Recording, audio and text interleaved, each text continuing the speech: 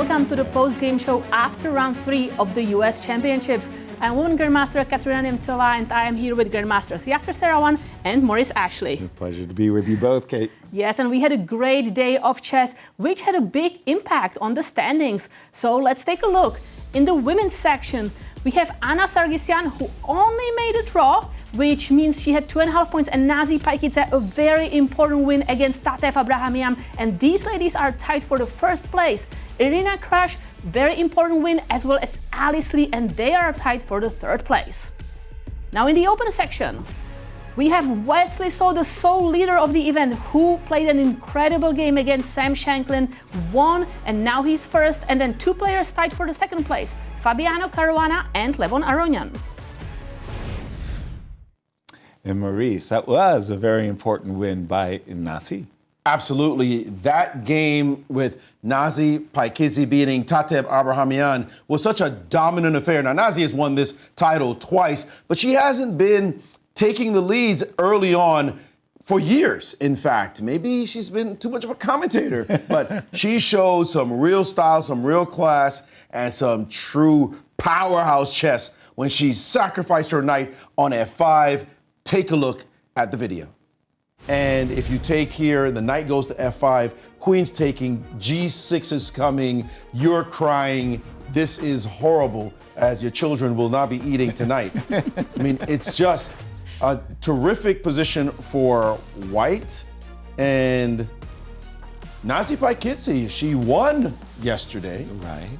She could win today. Clear second. And she's in clear second. She wins today, and Anna Sargsyan goes down To Jennifer. then She's it's clear first. Nazi who's in clear first place in that case. And this woman has won the championship twice. Mm-hmm.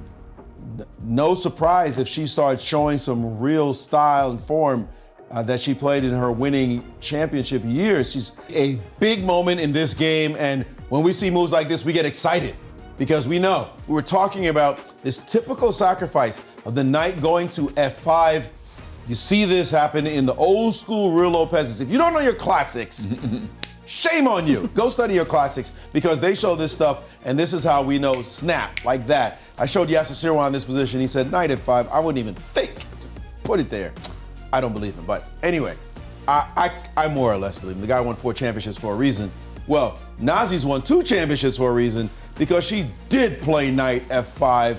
You see the engine to give it a double exclamation mark, a straight sacrifice, a wonderful sacrifice, and now captures played by Tatev. If you're gonna die, as Yasser says, you might as well have a lot of food in the tummy.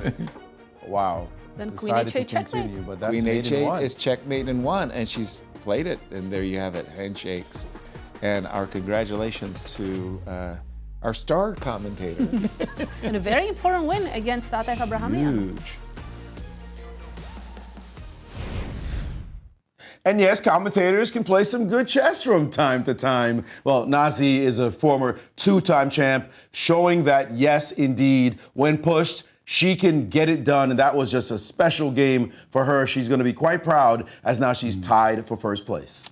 And in the open section, Wesley, he played a wonderful game against Sam Shanklin. They were tied for first. In fact, there was a 4-way tie for first coming into the round today. But thanks to his victory, Wesley is alone at the top, and he played a marvelous game. Take a look at the video. The engine is huge. really happy about Wesley's position. When we left it, we saw that move bishop g5 for Wesley, and we really approved of that move. We were just asking, what are you going to do? And Sam decided that he had to ruin his pawn structure. Actually, Maurice was pointing out this button as well as Black this has one. 5 pawns and 5 islands. Exactly. Now, it's funny that we're seeing the French defense make such a comeback at the highest level. I love playing the French defense, and I just adored knights like this one on f4, especially when it couldn't get kicked by the move g5. I've got h4, black's got h5. But this is the serious problem that Sam has, is how are you defending this pawn, Sam? King g2 by Wesley, and we are anticipating queen d5 check by Sam. Now king King h2. h2. And we just, unfortunately for Sam Shanklin's fans, he runs out of checks the moment, and that's And a resignation. That's a handshake. Beautiful game by Wesley So. I mean, that bishop A2 move, that was for me like a highlight of this game.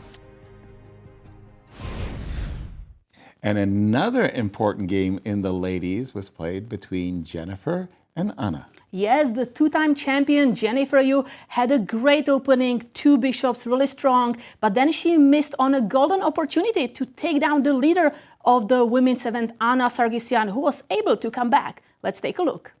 Disaster, actually. H4. Disaster occurred in the game. She did go after material instead of for the attack. She saw H4. She didn't see any reason not to play it. And now suddenly, I don't know what star is over the very calm Anna Sargsyan's head, but she is back in the game. This H4 move, going after material, you know, so many of us, we see, oh, it looks like a piece. Why not just win it?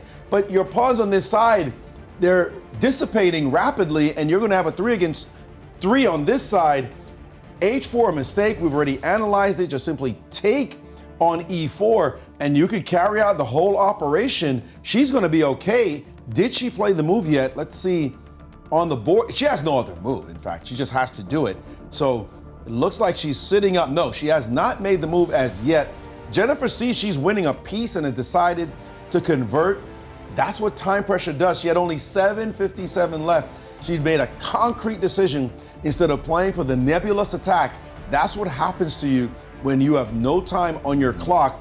Yeah, this game, it looked as though Jennifer was going to get the win. Jennifer had a fantastic position, had various ways to play, and one way in particular was to go after the attack in this game. As we see, she had the possibility of advancing, particularly right here, right now. Actually, it was even one move before this that she had this chance. Playing E5, the move was E5, a monster move. The move E5 in this position would have just absolutely crushed her opponent. The pawns are racing, the bishops are slicing and dicing, the knights look terrible, and particularly the knight on G5 would have been trapped as well. This was well on the way to victory for Jennifer Yu, but instead she got greedy immediately and played the move H4, and in this position her opponent could have actually taken on E5 and liquidated pawn after pawn after pawn, especially the pawn on A3 in the end after we saw some straightforward win of the piece, but not enough to win this position. Her opponent, however, gave her a second chance. Anna. Did Anna, and she once again missed her opportunity, instead just going for the win of a piece. This liquidated the pawns on the queen side without the same advantages. The game continued, but not enough, especially after this rook to C2 move, not enough of an edge in the position to really bring home the bacon. I'm going to bring it. I'm going to sacrifice a pawn, a knight, a rook. Let's go. And we have a draw. Do we? Yes, Jennifer Yu made a draw and survived this rook against bishop endgame against Anna Sargsyan. And let's take a look at the schedule, because tomorrow we have round 4 and we can expect all players to leave everything on the board because the next day they have a rest day. Thank you for joining us for the highlight show. From St. Louis, the best of goodbyes. We'll see you all tomorrow. Bye, everyone. Maurice. Okay.